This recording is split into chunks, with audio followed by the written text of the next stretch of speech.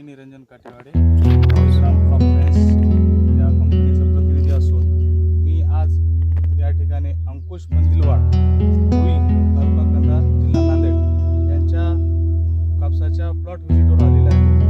त्यांनी आपल्या मार्गदर्शनाखाली हा प्लॉट नियंत्रणात ठेवलेला आहे.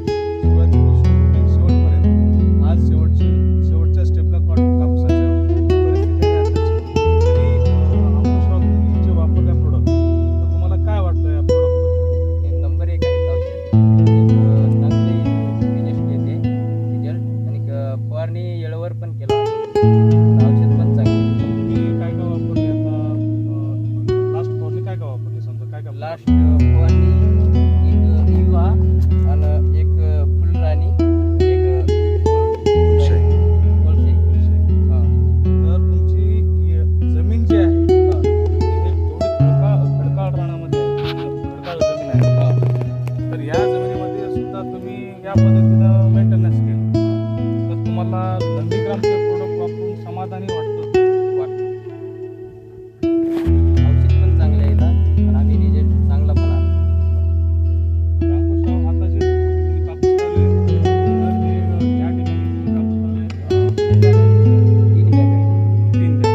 तर यांची सुरुवात म्हणजे जमीन तर अशी एवढी खडकाळ रान आहे तर तुम्ही कापूस लावण्याचंच काय नियोजन केलं? या ठिकाणी तुम्ही सोयाबीन घेत असतो किंवा ज्वारी घेत असतो किंवा इतर पीक कोणते निवडलं तर तुम्ही कापूसच का निवडले या ठिकाणी?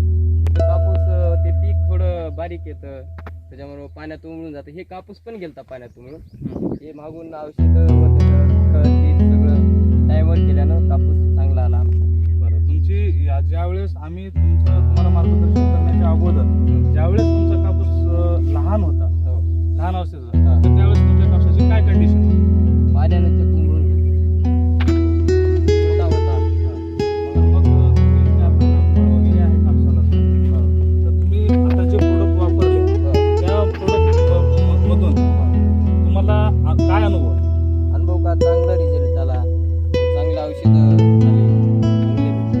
म्हणजे तुमच्या एवढ्या खडकळ जमिनीत सुद्धा तुम्हाला जे बी काही नियोजन केलेले आहे, समजा बळीराजा कृषी सेवा केंद्र मुखेड यांच्यामार्फत जे बी काही नियोजन झालं समजा तर ते तुम्हाला आनंद वाटला का? हा, आनंद आहे. चांगलं पण आहे. याच्यातलं सगळ्यात चांगलं औषध कोणतं वाटलं तुम्हाला कापसासाठीचं? तीन 3 आहेत का? हां, त्यामध्ये युवा, फुलराणी आणि फुलशाईन त्याचे खूप चांगल्या प्रकारचे रिझल्ट आहेत. तुम्ही आता इतर शेतकऱ्यांना काय सांगू शकता? आता हे औषधे आपल्याला रिझल्ट आलेले तेच सांगणार. हां, वापरायला सांगताना इतर शेतकऱ्याला काय तुमचं मत काय म्हणते? वापरायला सांगतो. हां, दुसऱ्याचंही चांगलं व्हावं, आपलंही चांगलं व्हावं. अच्छा. तर तुमचं या ठिकाणी जे 3 बॅग जे कापूस आहे तर